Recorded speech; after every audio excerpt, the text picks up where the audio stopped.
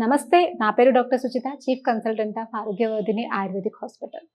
కంటికి సంబంధించినటువంటి కంటి కురుపుల గురించి ఈరోజు తెలుసుకుందాం. చాలా కామన్‌గా, చాలా నార్మల్‌గా కంటికి సంబంధించి వచ్చే జబ్బుల్లో కంటి కురుపులు. కొంతమందికి కన్ను మొత్తం ఎర్రగా వాసిపోయి వాపుతో కన్ను కురుపవుతే, కొంతమందికి చిన్న గడ్డలాగా కంటికి పైన, పై కనురెప్ప పైన అయినా లేదా కింది కనురెప్ప పైన అయినా చూస్తూ ఉంటాం. సో, అలా కన్ను మొత్తము వాసిపోయి బాగా ఉబ్బిపోయే దాన్ని మనం ఒకటి స్టై అంటే నార్మల్‌గా కంటికి సంబంధించి ఓన్లీ ఒక స్పెసిఫిక్ ప్లేస్‌లో మాత్రమే గడ్డలాగా ఉండేదాన్ని చెలేజియా అని అంటాం. ఇలా 2 రకాలు ఉంటాయి.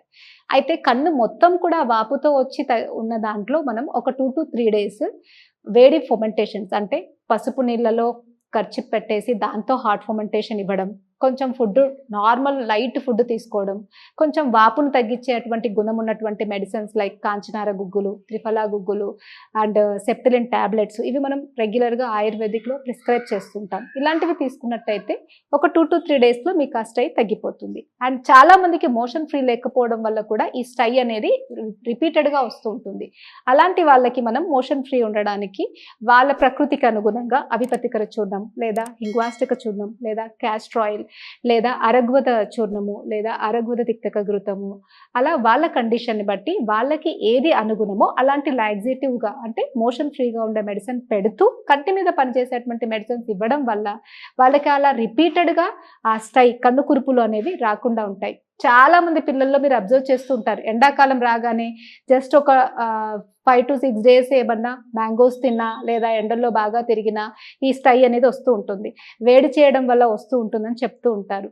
ఆ వేడి చేయడము అంటే ఎవరైతే పిల్లలకి మోషన్ ఫ్రీగా ఉండదో అండ్ ఎక్కువగా హీట్ చేసే వస్తువులని వాళ్ళు తింటూ ఉంటారో వాళ్ళకి ఈ ప్రాబ్లమ్ మనం రెగ్యులర్‌గా చూస్తూ ఉంటాం. అందుకే పిల్లలకి అప్పుడప్పుడు కడుపు క్లీన్‌గా అవ్వడానికి ఆముదంతో వాళ్ళకి మోషన్స్ అయ్యేటట్టుగా మనం ఇస్తూ ఉండడం వల్ల అట్‌లీస్ట్ 3 మంత్స్‌కి ఒకసారన్నా ఒకరోజు వాళ్ళకి పొట్ట క్లీన్ అవ్వడానికి ఆముదాన్ని ఇస్తూ ఉన్నట్టయితే ఇలా ఓవర్ హీట్ వల్ల వచ్చేటువంటి ప్రాబ్లమ్స్ వాళ్ళు ఎదుర్కోకుండా నార్మల్‌గా ఉండగలుగుతారు. అందుకే ఈ స్టై వచ్చినప్పుడన్నా మనం ఆయుర్వేదిక్‌లో చెప్పబడినటువంటి కొన్ని రకాల లాక్సేటివ్స్‌ని డెఫినిట్‌గా వాళ్ళకి సజెస్ట్ చేస్తాం. దాంతో పాటు కంటికి పైన ఎక్స్‌టర్నల్‌గా అప్లై చేసేటువంటి కొన్ని రకాల మెడికేటెడ్ పేస్ట్‌లు మనం ఇవ్వడం వల్ల ఆ పేస్ట్ అప్లై చేస్తూ అండ్ త్రిఫలా వాటర్‌తో వాష్ చేసుకుంటూ ఇంటర్నల్‌గా నేను చెప్పినటువంటి మెడిసిన్స్ వేసుకున్నట్టయితే స్టై అనేది కంప్లీట్‌గా తగ్గుతుంది. సో, నార్మల్‌గా ప్రతి దానికి మనము యాంటీబయాటిక్ డ్రాప్స్, యాంటీబయాటిక్ క్రీమ్స్ వాడడం వల్ల కళ్ళు అనేవి పాడయ్యే ఛాన్సెస్ ఉంటాయి. అందుకని నేచురల్ పద్ధతిలో మీరు ఇలా ఫాలో అయినట్టయితే కంటి కురుపుని నార్మల్‌గానే ఒక 2-3 డేస్‌లో తగ్గించుకోవచ్చు. అండ్ ఇంకొక రకమైన ప్రాబ్లమ్ చలేజియా. చలేజియా అంటే అది నార్మల్‌గా ఒక చిన్న గడ్డలాగా కంటికి అంటే పై రెప్పకైనా రావచ్చు లేదా కింది రెప్పకైనా రావచ్చు. ఒక పల్లి గింజంత సైజులో ఉండి మనకి కన్ను పైన ఉబ్బినట్టుగా కనిపిస్తూ ఉంటుంది. దీనికి కన్వెన్షనల్ మెథడ్స్‌లో సర్జరీ చేసే మనం దాన్ని ఆ లోపట ఉన్న పలుకుని తీయడం జరుగుతుంది. అలా కాకుండా ఆయుర్వేదిక్‌లో ఏమైనా ఉందా అంటే డెఫినిట్‌గా మనకి ఆయుర్వేదిక్‌లో ఒకవేళ అది నార్మల్ సైజ్‌లో ఉంటే కొన్ని రకాల ఎక్స్‌టర్నల్ ట్రీట్మెంట్స్‌తో మనం తగ్గిస్తాం. అదేంటి అంటే నార్మల్‌గా కంటి కురుపు వచ్చినప్పుడు ఎందుకొస్తుంది అని చూసుకున్నట్టయితే అక్కడున్నటువంటి గ్లాండ్యులర్ అబ్‌స్ట్రక్షన్ వల్ల అంటే మన కంటిలో కొన్ని రకాల గ్లాండ్స్ కళ్ళు మాయిస్ట్‌గా ఉండడానికి సెక్రెషన్స్‌ని సీక్రెట్ చేస్తూ ఉంటాయి. ఎప్పుడైతే ఆ గ్లాండ్స్ కొన్ని రకాల ఇన్ఫెక్షన్స్ వల్ల బ్లాక్ అవుతాయో ఇలాంటి కంటి కురుపు అనేవి మనం అబ్జర్వ్ చేస్తాం.